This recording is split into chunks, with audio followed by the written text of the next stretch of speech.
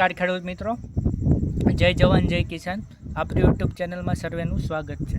હવે આપણે બજારમાં ખાતરની શોર્ટેજ બહુ રહેતી હોય છે કે ક્યારેક યુરિયા ન મળતું હોય ટાઈમે, ક્યારેક DAP ન મળતું હોય. એનો એક વિકલ્પ તો આપણે એમ કહીએ કે અગાઉથી થોડું ઘણું વ્યવસ્થા કરી રાખવી જોઈએ કે જ્યારે માર્કેટમાં અવેલેબલ હોય ત્યારે આપણે જરૂર પૂરતું હવે શું કહેવાય વ્યવસ્થા કરી રાખવી જોઈએ. પણ જો તમારે જોતું હોય અને ત્યારે જ ન મળે તો આપણે એના વિકલ્પ પણ છે, હું થોડાક સમજાવી દઉં. હવે યુરિયાની જગ્યાએ આપણે જો તેલીબિયાવાળો પાક હોય તો એમોનિયમ સલ્ફેટ જેવું એક ખાતર આવે છે. તેલીબિયાવાળો પાક હોય તો હવે તેલીબિયાવાળા પાક હોય તો એમાં એમોનિયમ સલ્ફેટ શું કામ વાપરવું એ પણ હું તમને એનું કારણ એક કહું. એમોનિયમ સલ્ફેટ એટલે વાપરવું કે એમાં સલ્ફર 24% હોય છે અને સલ્ફરના કારણે જે તેલની ટકાવારી હોય કે જે દાણામાં તેલ ભરાવાની ક્ષમતા હોય એ વધે છે. સલ્ફરના કારણે તેલની ટકાવારીને એ બધું વધતું હોય છે, એટલે એમોનિયમ સલ્ફેટ વાપરી શકાય તેલીબિયાવાળા પાક હોય એમાં.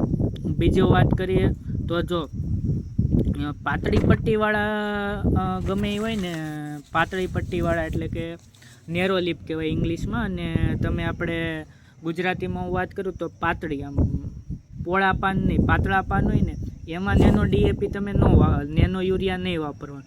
જો પોળા પાનવાળા હોય, તમાકુ છે કે કોઈ બીજી મગફળી છે, એ બધે પોળા પાનવાળા કહેવાય.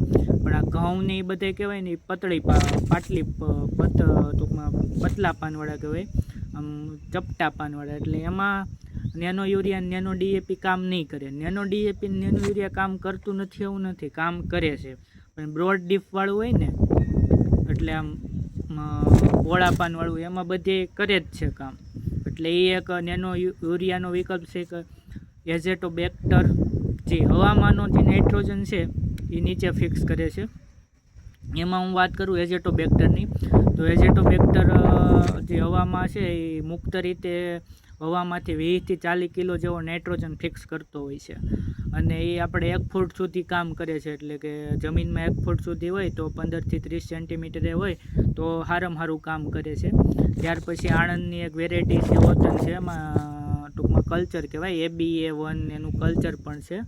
અને સેન્દ્રિય પદાર્થ હોય અને એમાંથી પણ નાઇટ્રોજન અવેલેબલ કરાવે. નાઇટ્રોજન હવામાંથી અવેલેબલ કરાવતો હોય છે લઈને, અને એઝેટોબેક્ટર હોય છે એ પ્રવાહી રૂપમાં હોય છે, સારું એવું કામ કરે છે. પછી એઝેટોબેક્ટર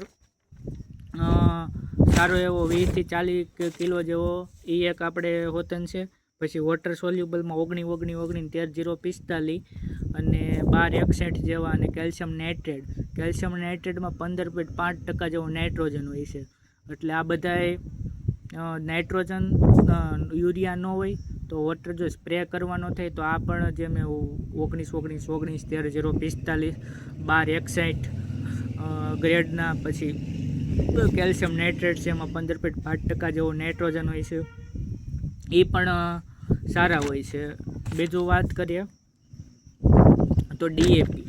હવે DAPમાં પણ થોડોક શોર્ટેજ રહેતી હોય છે, તો DAPમાં નેનો DAP હોય છે, એનો પણ ઉપયોગ કરી શકાય. તમારે SSP ઉપયોગ કરી શકાય. SSPમાં વાત કરીએ તો 12% જેવું સલ્ફર આવતું હોય છે, 16% જેવું નાઇટ્રોજન ફોસ્ફરસ આવતું હોય છે, 16% જેવું ફોસ્ફરસ આવતું હોય છે, 21% થી 21% જેવું કેલ્શિયમ પણ સાથે હોય. SSP પણ સારું છે, એટલે એ પણ આપણે ખાતરનો ઉપયોગ કરી.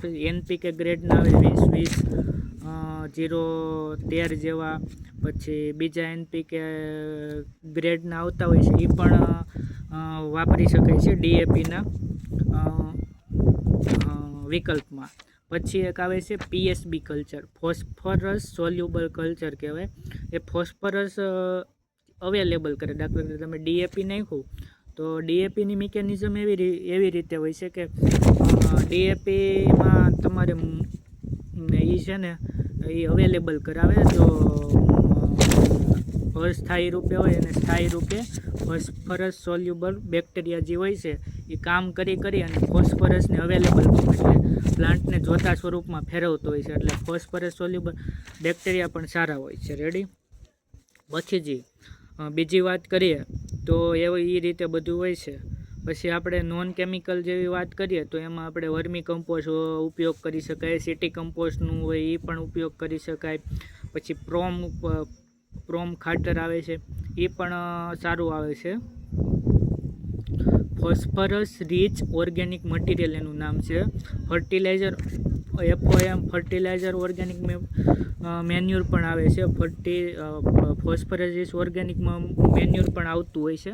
એ ફોસ્ફરસ હોય છે એને સારું હોય છે. એમાં મેં કદાચ જોયું છે ત્યાં સુધી 10-12% જેવું ફોસ્ફરસ રહેતું હોય છે. ખાસ ખબર નથી, પણ પ્રોમેય સારું હોય છે. જે એની સાથે ઘણા કાર્બનિક પદાર્થ, સારા એવા પ્રોમમાં કાર્બનિક પદાર્થ પણ અવેલેબલ રહેતા હોય છે, એટલે એ પણ એક સારું હોય છે. પછી લીલો પડવાશથી પણ સારું રહે છે. જે સણ ઈકડ જેવું જમીન જ્યારે પડી હોય કે ન જોતામાં સણ ઈકડનો પાક લઈ શકાય, અને સારો રહેશે સણ ઈકડનો પાક. પછી જમીનમાં સમય એને ભેળવી દેતા હોય છે, એ રીતે પણ છે. પછી વર્મી કમ્પોસ્ટ એની વાત કરી. પછી પ્રાકૃતિક ખેતી કરતા હોય, ગાય આધારિત જે ખેતી કરતા હોય એને જીવામૃત, ઘન જીવામૃત તેમજ આપણે વાત કરીએ તો બીજામૃતનો ઉપયોગ કરવો જોઈએ. આ બધા વિકલ્પ છે ખેતીના, કે ખાતરનો. એવું ન કે યુરિયા DAP ઉપર જ આધાર ન હોય, પણ આ વિકલ્પ છે. ન હોય તો આ પણ આપણે ઉમેરી શકીએ. અને જે બીજા કરતાં ઘન જીવામૃત પણ સારું રિઝલ્ટ આપે છે. બાગાયતી પાકમાં વાત કરીએ તો આંબામાં સારામાં સારું રિઝલ્ટ ઘન જીવામૃત આપતું હોય છે. અમુક પાકમાં એની બેડ ઇફેક્ટ પણ આવતી હોય છે. જીવામૃત, ઘન જીવામૃત સારું એવું કામ કરતા હોય છે. આ રીતે તમે ખાતરના વિકલ્પ, એવું એક ખાતર ઉપર નિર્ભર ન રહેતા એના વિકલ્પ પણ તમે ઉમેરી શકો છો. અત્યારે ખેડૂતને એમ હોય કે આપણે DAP નથી મળતું, ઉરિયા નથી મળતું, પણ તેના આધારે આ રીતે પણ હોય છે. હજી વાત એક કરીએ તો આ પ્રવાહી ખાતર મેં જે કીધા 13-0-45 19-19 એમાં મોટા પાયે વધારો ભાવમાં થયેલો છે. આજકાલના મેં સમાચાર જોયા હતા, એમાં ભાવમાં વધારો જોયો છે. એટલે કે નવા ભાવ જોઈ પૂછી અને પછી લેવા, કારણ કે ભાવમાં સારો એવો વધારો જોવા મળેલ છે. આટલું. નમસ્તે, આભાર. જય જવાન, જય કિસાન.